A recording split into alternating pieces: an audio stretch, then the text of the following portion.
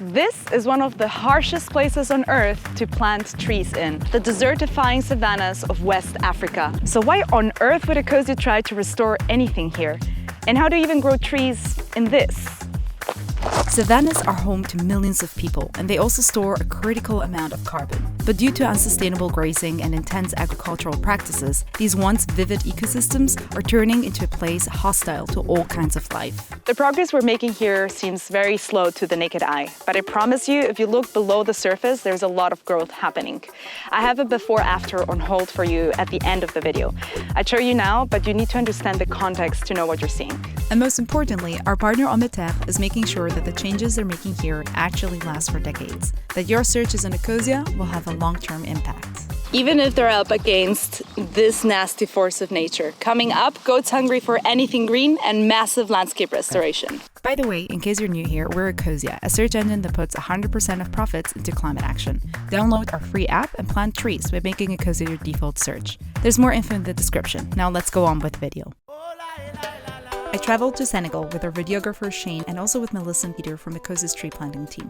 We were headed to Bakel, on the very eastern border of Senegal, which is essentially a savanna ecosystem. Put super simply, a savanna is a transition zone between a desert and a forest. Scientists call them a mixed grassland-woodland biome. If you've seen The Lion King, you'll have that image in your head. Grass everywhere and some larger patches of trees here and there, including the legendary baobab. Where we're going is a little bit like that, but it's much drier because The Lion King was actually depicting the Serengeti all the way in eastern Africa, but we're going to a Sahelian savanna. Meaning a savanna bordering the Sahel, which is a desert all across northern Africa. Most people don't know this, but grasslands and savannas store at least 3 times more carbon than tropical rainforests, which is why protecting these ecosystems is also crucial to mitigating climate change.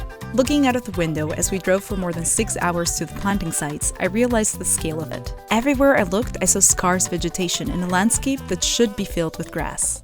There used to be not only many more trees, but there used to be also many more mammals, giraffes, lions. And if you go into the villages and you speak with the elder people, they still use the time that they couldn't go out at night because there was a lion. So it's, really, it's not that long ago. Yeah, exactly. I was going to ask how old are these people that remember? 70? Oh wow, it's not that No. Not that long ago. And so what will have deforested all of this? What has been the main pressure on this land? Well, there is of course climate change. Rainfall is less predictable, and often when it rains now it's like really hard rains that cause erosion. And then of course the enormous explosion of goats and cows lasts 10 years. I think the goat population like almost tripled. Essentially, the drier it's become due to unsustainable land use but also changing rainy patterns due to climate change, the more populations have had to depend on cattle for their survival, either to eat off it themselves or sell it off for additional income. Communities need cattle to survive, but cattle eat all the grass and the trees they see, which only exacerbates the problem.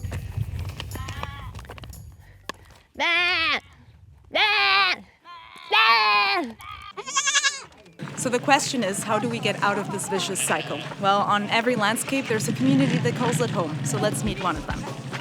The next day, I went to a community called Diekulan, where I met Jibil and Umu. They're a young couple who lead one of the first communities that agreed to work with Ecosia's partner organization, Terre. Their community is strongly affected by the vicious cycle of past deforestation and overgrazing.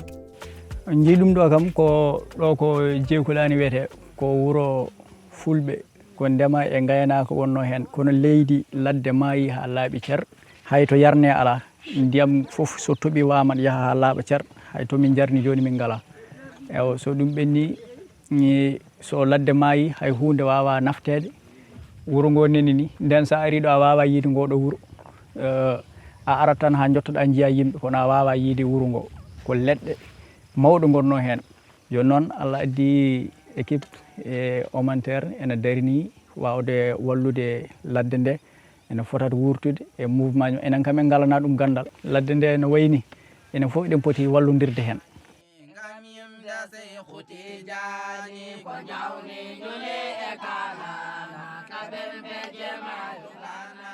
joni non do kam hanganam do e so tawi ballal dañaki do e duubi joy walla duubi nayi alay sago annena a ummato ɗeɗo karaji kam hay hunde ko heɓata ko hen assalamu aleykum wa rahmatullah. We also sat down with Umu, by the way, who went into detail about water scarcity and her role as a woman in the community. It's a bit long for this video, but let me know in the comments if you'd like us to do a video based just on Umu and what she told us. We just went to collect water. Next, we're going to another very special person that can talk more about the effects of all of this on people's lives. You'll see. Everybody going down so elegantly, and then there's me. Another big issue deforestation is causing for the communities is the loss of medicine plants, as Samba told me, who is a traditional doctor in his community. Often these remote communities have no access to hospitals, and these plants are their only remedy against even a common cold. Qu'est-ce qui se passe si tous les arbres disparaissent? Qu'est-ce qui se passe avec votre métier, mais aussi avec votre village? Parce que ça va gâter les métiers, parce qu'on est en train de chercher l'arbre qui est loin. Des fois, je pars jusqu'à Mali ou à Guinée pour chercher les arbres. Vous allez même à Mali pour chercher des arbres? Bien sûr. Je pars partout pour chercher, parce que certaines maladies, si tu n'as pas trouvé l'arbre, tu ne peux pas les soigner. Les espèces qui sont rares ici, il est obligé maintenant de se déplacer vers le Mali, vers la Guinée, pour pouvoir les trouver là-bas. It's a challenge to find someone bigger than Shane. You are bigger? I'm a little bit bigger. You're bigger than me? No, you're not. He's bigger than you. He's bigger than you, Shane. We found someone bigger than you. An additional pressure on the trees are nomadic communities. People like Jubil and Samba are now settled in one place, but they come from former nomadic groups, of which there are still a lot. This causes many conflicts with herders whose goats graze on the grasses and trees these communities are trying to grow. So there's two things Hommes Terre is trying to solve here. The technical question of how to restore a land this degraded, which I will get to in the second part of the video, and the social-cultural issues such as the clash with herders. All right, end of day. Right. So we spoke to Jubil and Samba. At the beginning, they were very skeptical. Yeah, afraid of land grabbing and really didn't know, if they could trust this organization. Exactly. And somehow Hommes Terre was like, we gotcha. Exactly. And somehow they convinced a lot of villages together to do this. And how they do this exactly, that's what's so genius about it. And we're going to see tomorrow how they do it, how they bring the communities together.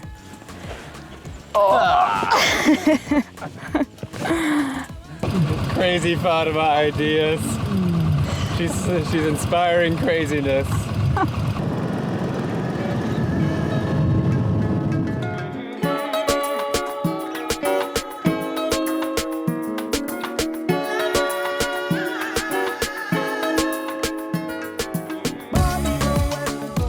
Melissa, ready for another day? Ready to rumble. Ready to rumble! The next day, we headed over to another village to attend a mapping session, as Hommes Terre calls them. Once a village has expressed interest in working with their partners, Hommes Terre will sit down with the entire community to map out with a drone the sites they want to restore. This is how the exact outline of a planting site is decided upon, which Hommes Terre will then print out on paper. So based on this map, this rough map that Hommes Terre already drew, the community is going to sit together and explain to Hommes Terre where are the different areas that, for example, the cattle has been grazing historically, where are the water points, the rivers, and so on, and it's some sort of an agreement. So we saw Jubil yesterday, right? And his village had this meeting before they officially worked with Hommes Terre. So let's see. Exciting. Exciting! Everyone is invited to these meetings, women, men, young and old. The mapping of the sites is the key for the success of the project. It empowers the entire community to take ownership over the restoration work, and it creates joy and excitement around a common project because we all protect what we love.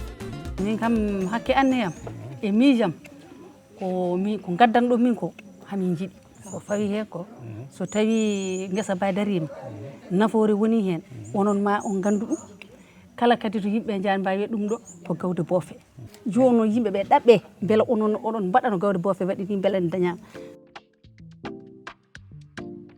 Now, obviously, the next big challenge is to actually plant the trees, and trust me, that's no easy job. I couldn't be in Senegal during the planting season, but I still wanted to show you what this step looks like and just how challenging it is to dig a hole in the rocky soil. This is the technical aspect of the project, the second major hurdle Hommes Terre faces after addressing the social issues.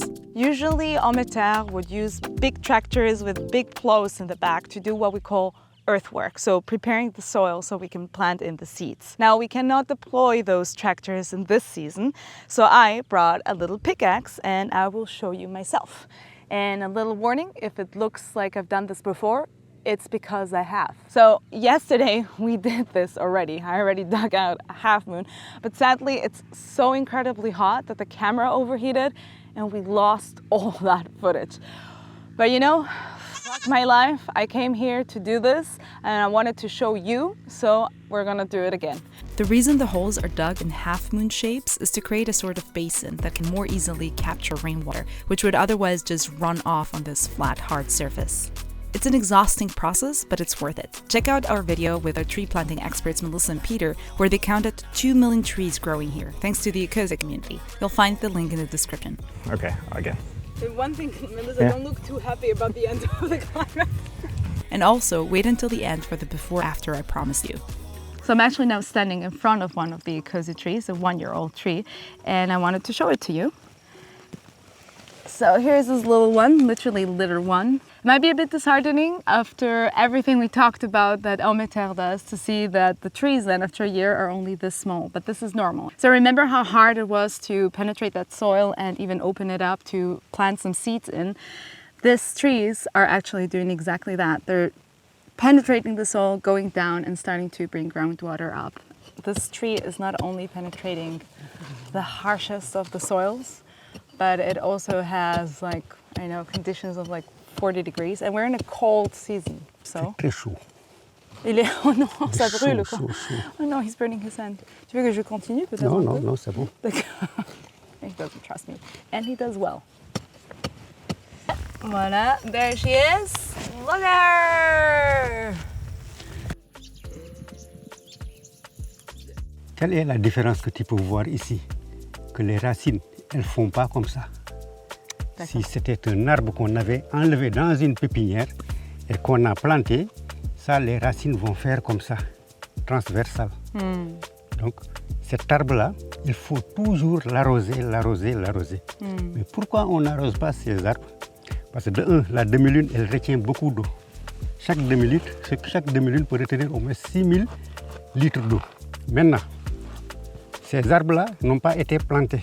Elles ont été ensemencées. C'est des graines qu'on a amenées pour les ensemencer. Maintenant, quand on les ensemence, la pluie, si elle vient, la demi-lune va retenir de l'eau et arroser. Maintenant, si l'arbre pousse, maintenant, c'est ce que vous voyez ici qui est la racine, qui ne va pas s'éparpiller, mais qui va continuer à s'enfoncer en bas pour aller chercher toujours de l'eau, pour aller chercher de la fraîcheur, qui fait que l'arbre-là est résistant, même pendant la saison sèche. Elle peut survivre parce qu'il y a toujours en bas quelque chose de frais qui pourra l'alimenter. Je vais tenter une expérience. D'accord. C'est remettre l'arbre ici, l'enterrer et demander au gars là de surveiller pour voir s'il va survivre ou non. Pour que quelques temps après, je vais voir, mais après je vais vous rendre compte. Ouais. This year in Milan, the savanna hat.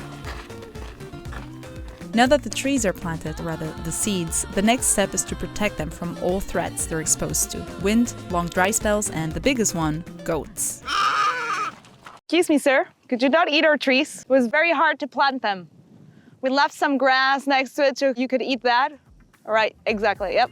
First, Hommes will of course plant fast-growing grass and shrubs around the trees for shade. But to keep goats from nibbling on the trees though, they've set up fenets, a combination of fence and net. Unlike proper fences, these lightweight structures can be easily moved to another site after 2 to 3 years when the trees are strong enough to survive on their own. But to really make sure that nobody breaks the rules, every community has chosen their heroes, presenting the Green Man. Every day, the Green Man will roll in on their trusty bikes to watch over millions of brave little trees determined to thrive in the dry savanna. Nothing escapes the vigilant eyes of the Green Man. Not a single defect in the fennet. No herdsman passing by. No shrubs concealing a young tree. No tree must ever fear the nibbling of a hungry goat. The Green Men are there to protect them. Jokes aside, the job that these guys do is super important and very inspiring. Without them, none of this would work. Someone needs to guard this fennet and talk to the people that would like to bring in their cows or their goats here. And there's no one better to do that than someone that's local and knows the culture and knows themselves why they were skeptical at the beginning. Tu sais, nous sommes au milieu d'éleveurs. Un jour, des gens viennent, disent que voilà, nous, on a besoin de tant d'hectares, on va restaurer, on va faire ceci, on va faire cela. Mais les gens ils disent que ces gens-là, attention, parce qu'ils veulent s'accaparer de vos terres. Ça demande beaucoup de sensibilisation, parce qu'il y a toujours des réticences. Il y aura des gens qui ne veulent pas respecter, mais ce n'est pas dans la brutalité qu'on peut les raisonner, qu'on peut les amener à l'ordre. Il faut leur parler, il faut essayer de tout voir avec eux, comment les tempérer. On a été choisi par le village comme homme vert. Et là, on est là, on travaille, on a une rémunération. Vous voyez, on est à vélo, on fait du sport pour venir ici. Ça nous permet aussi, on prend des formations, on vient, on sensibilise des gens. Ça aussi, c'est quelque chose qui est bon. Il me semble que vous aimez très très bien faire ce métier. Très bien. Moi, j'aime ça. Parce que j'ai vu la nature hier, j'ai vu la nature aujourd'hui. Je vois des gens qui n'habitent pas ici, qui viennent pour nous aider à restaurer nos sols. Et depuis quelques années, on a vu la preuve. Vous voyez, il y a beaucoup d'herbes. Même ceux qui n'étaient pas pour avant, c'est du concret, c'est convaincant. Ils commencent à changer de comportement d'habitude. Même avec les bergers et tout. Les gens, ils ont commencé à comprendre que vraiment ça, c'est une réalité. Voilà, donc on est là, on continue, on travaille là-dessus. On est fiers aussi d'être Hommes verts et de faire partie de ce programme. So we forgot the key to the gate. So instead, we have to climb up over this thing. So here we go. One proof that Sangare was right, the green man, Hommes verts, that it's not really about the fennet, because anyone can jump it. It's about talking to people and convincing them that what they're doing here is right. As we reach the end of our journey here, and before I show you the before-after I promised, it felt important to me to reflect on what this project and these landscapes mean for you and I. If these woodland grasslands become a desert, we lose biodiversity, food security, we lose ground to climate warming, affecting millions and forcing people to leave their homes. And finally, let's get to that before-after. There was this moment when we were taking a drone shot of this super dry site that Terre is restoring. I couldn't quite grasp what I was seeing until I actually watched the drone shot back at home. Now at first glance, it might not seem like much, but now you too can appreciate the difference. On the left, a protected area with a fennet, and on the right, an unprotected site. So I hope that after meeting Jibril, Umu, Samba and everybody else, you know the hard work that's gone into getting those shrubs and those trees to just start growing. We're already growing more than 2 million trees here, but we can use all the help we need to plant millions more. So make sure to download Ecosia if you haven't done so yet and share it with everyone around you. Maybe it's a little bit selfish, but when I see landscapes as dry as these, they remind me a lot of Spain, a lot of places in Spain. It just makes me think like in 20 years, Spain is going to look the same if we don't stop deforestation and degradation. We have the same problem, right? Big landscapes without any grass, any trees, and they're just exposed to the sun. Of course, they're very small because we're here in a very dry area. So actually when we monitor them, we need to really look for them because they're this tiny. That's normal, but it's full of grass, and that grass is already protecting the soil, and that's already the first step of restoration. And it's just so impressive to come also to this site and see it like this. Yeah, just gives me, it really honestly gives me hope. It sounds very cheesy, but it really gives me hope that restoration can actually work even in the driest of the places. If we come together and do things right, we can restore landscapes.